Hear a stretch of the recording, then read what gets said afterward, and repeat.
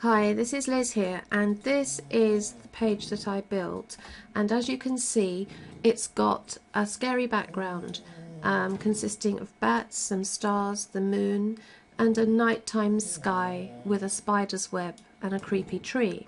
The spider is hanging on a thin thread, and as you go down the page the night sky goes from very dark to a little bit lighter, so you get the impression that morning is breaking. Okay, so I'm going to have a look at how I did that, and as I've said already, this didn't require any skill, and I'll show you how.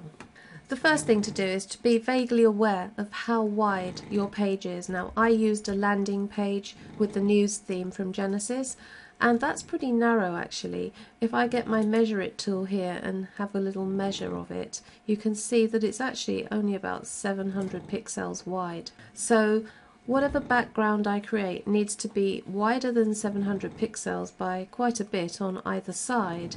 And also I've got to be aware that whatever I put in the middle isn't actually going to show because it's going to be obscured by the page. So the interesting bits need to be at the side.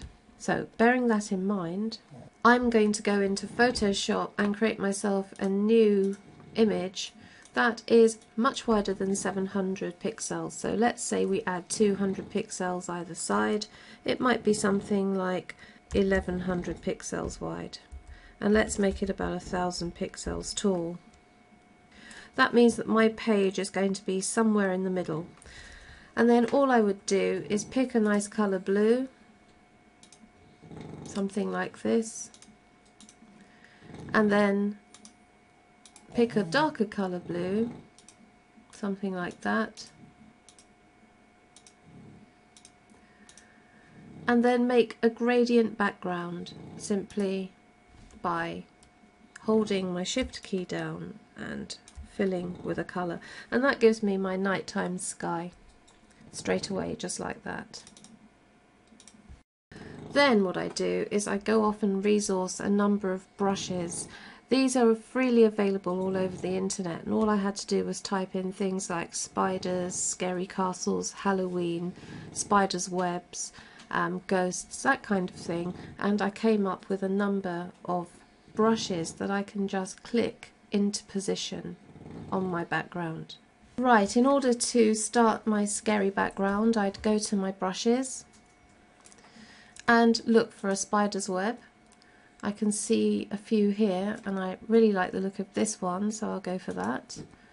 And it's quite large there, so what I'll do is just reduce the size a bit and create a new layer and just place my spider's web there like that. Then what I would do is create another new layer and go get a spider. Just go here, that's a good one, and that's a very large spider, so I'm just going to make him quite a lot smaller and place him directly underneath the centre of the cobweb on a different layer like that. Then I'd make another layer and just go get the pencil tool and draw from the centre of the cobweb straight down to my spider. Now that doesn't look very realistic because the cobweb needs to rotate so that it looks straight, so I'll just rotate the cobweb until it kind of lines up with my line. So I've done that, and then I'll just go and move my spider until he looks like he's hanging from the thread. Okay, that's not all terribly vertical, but it's good enough for now. So that's the sort of thing I did to get my spider into position. Now if I want a moon, all I've got to do is go off online and find a brush for a moon, which I'd put up here, and a scary tree, and some stars. Let's go and get some stars actually now to show you how they work.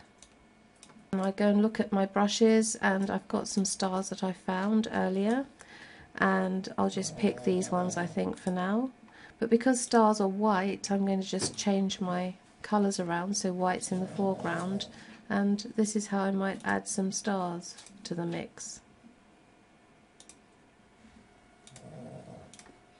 Okay, and I've got quite a nice starry background now. So no skill at all, just going around the internet looking for free brushes.